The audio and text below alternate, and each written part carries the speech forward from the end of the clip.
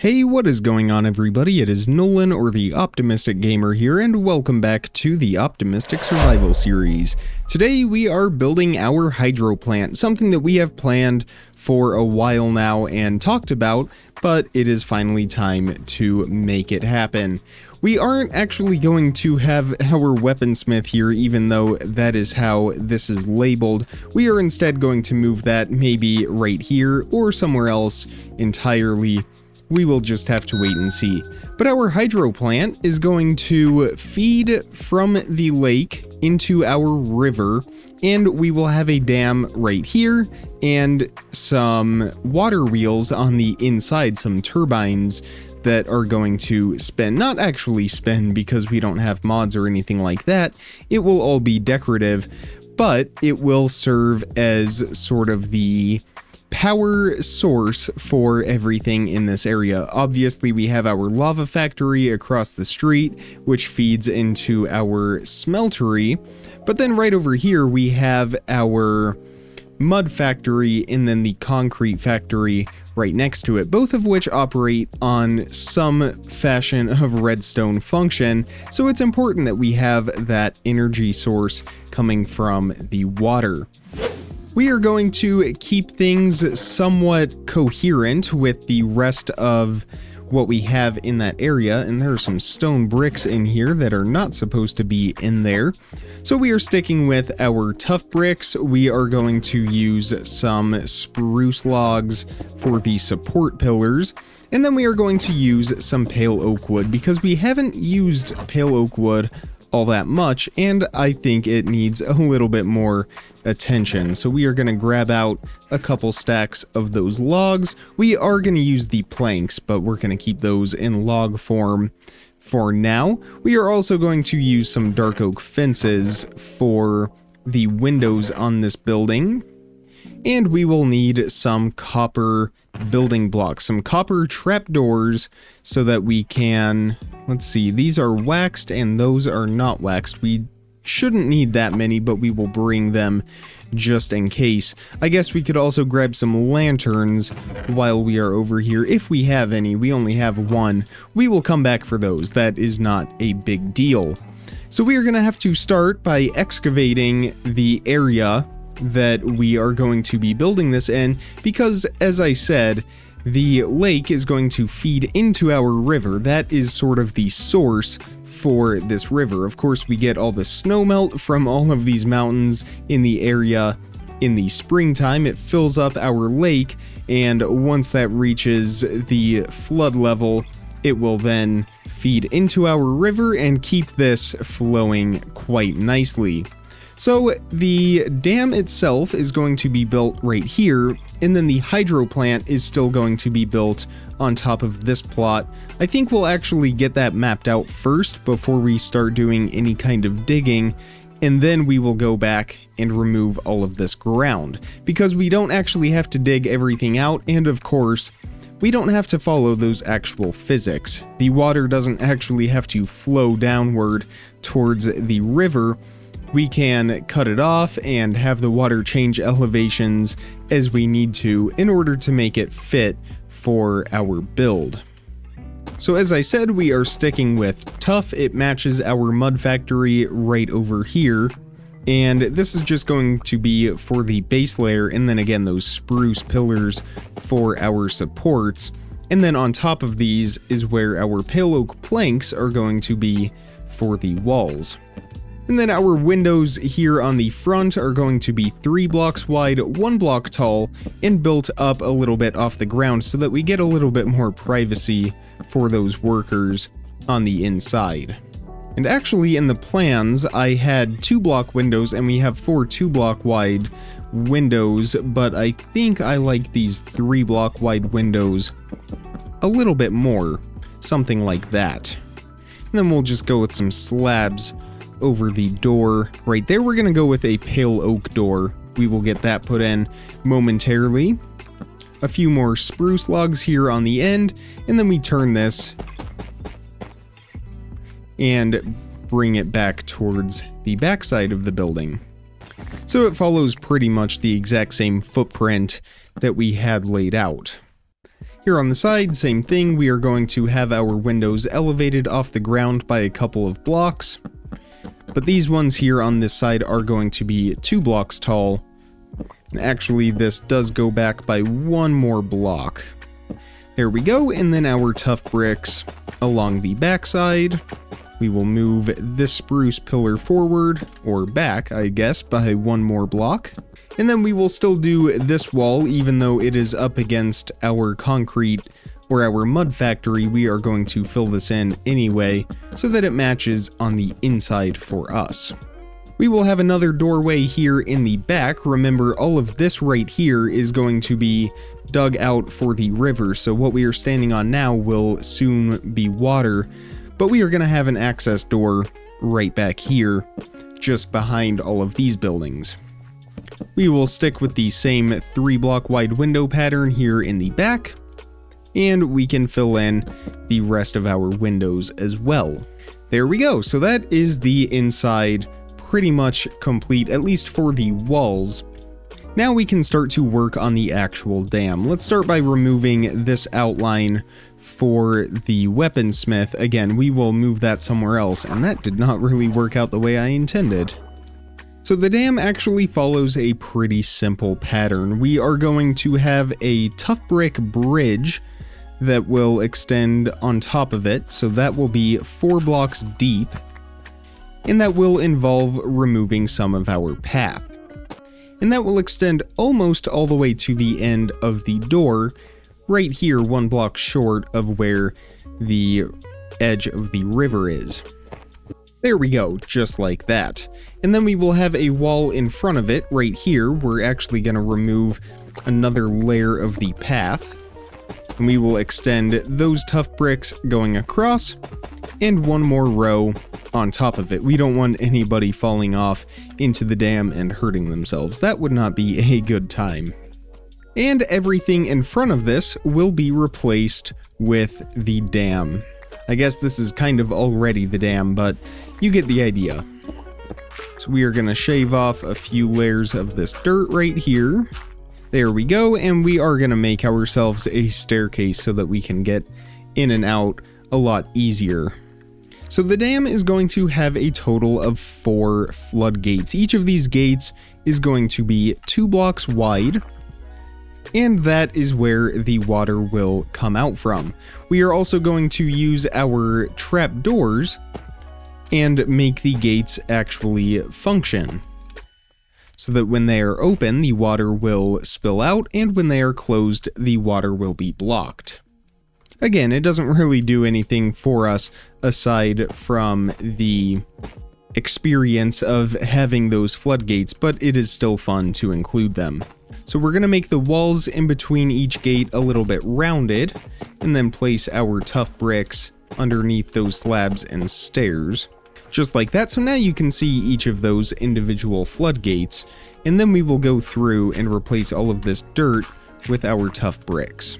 So we will fill in that bottom row just like that, and then we are going to place some stairs going across the bottom and extend those up for another layer.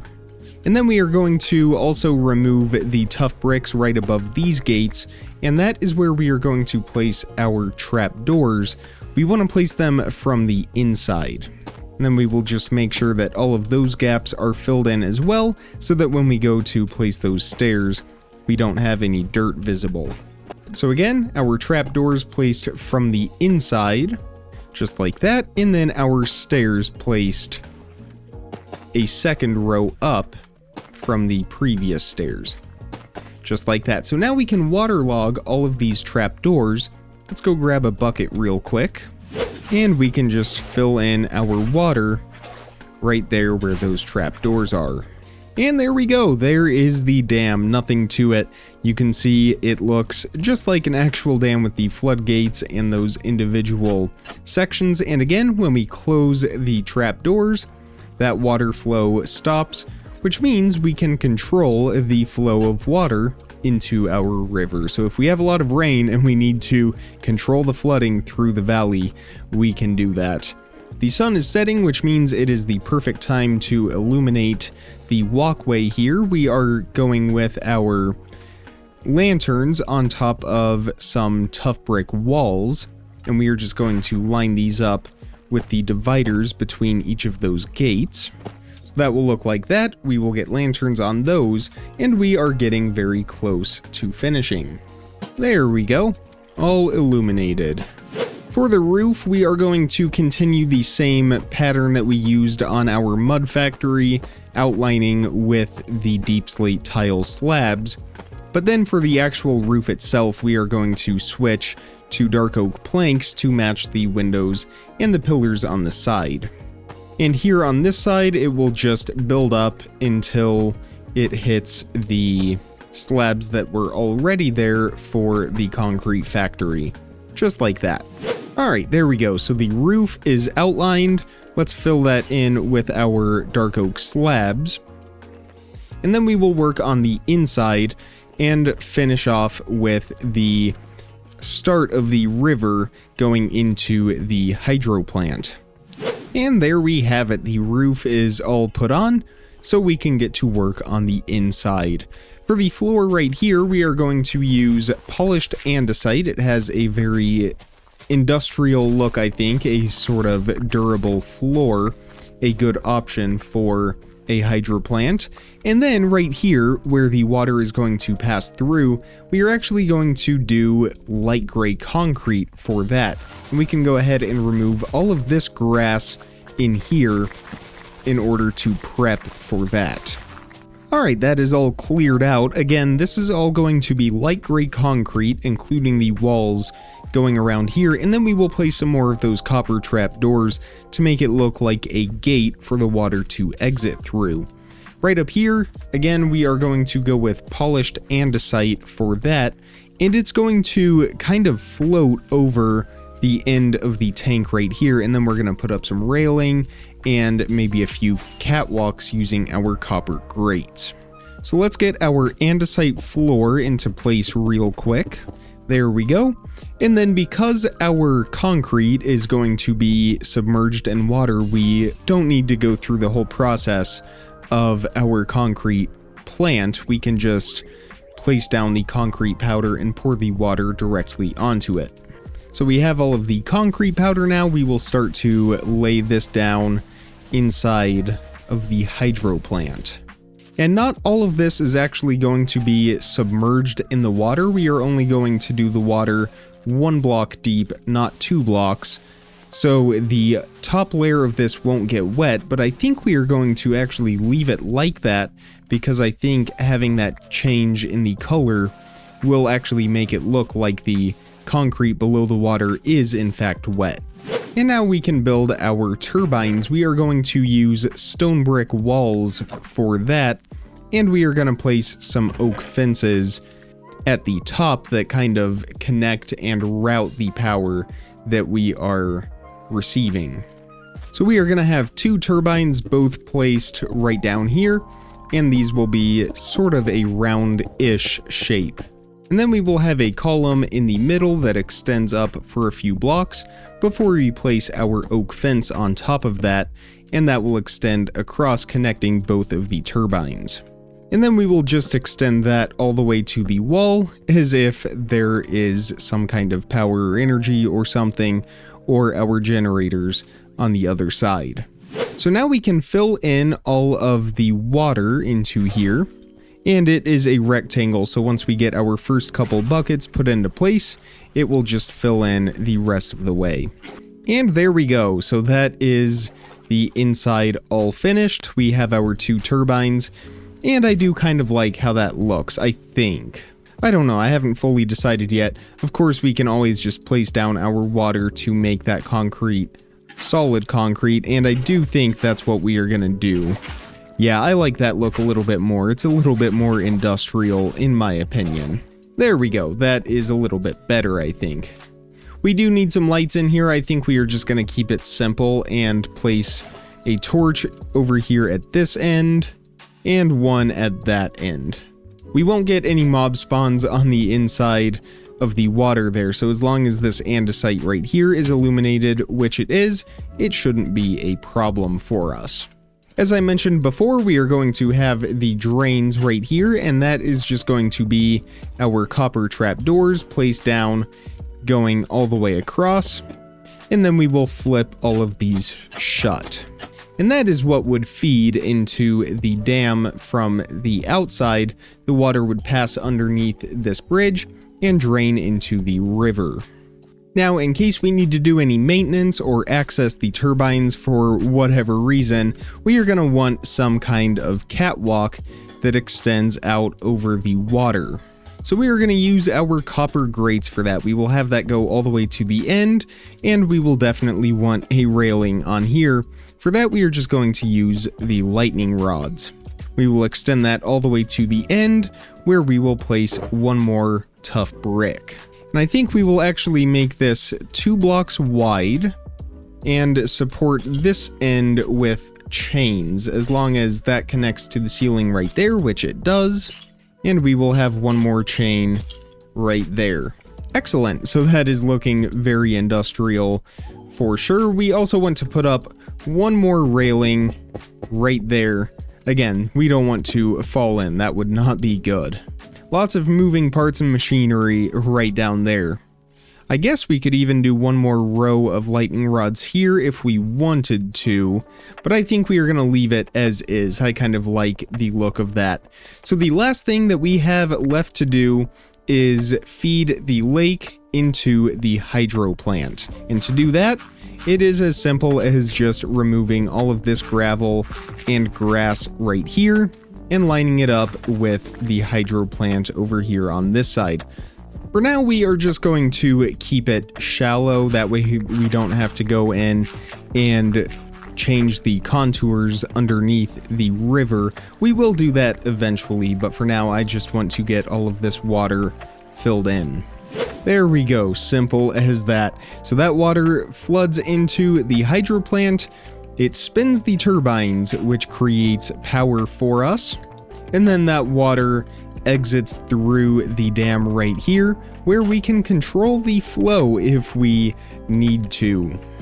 I will need to reconfigure our path a little bit, but from here it will run along the riverside all the way down to our inn and what is our new riverside district right down here. But from up top on this bridge, we can admire the hydro plant from a distance, and that is where we are going to end the episode for today. I really hope you enjoyed it. If you did, make sure you hit that thumbs up button and make sure you are subscribed so you don't miss out on daily content as soon as I publish it. Check the description for some more important information, links, how to contact me, all of that good stuff. And with all of that being said, comment, like, subscribe, remember to stay optimistic, and I will see all of you tomorrow. Thank you so much for watching, everybody. Bye!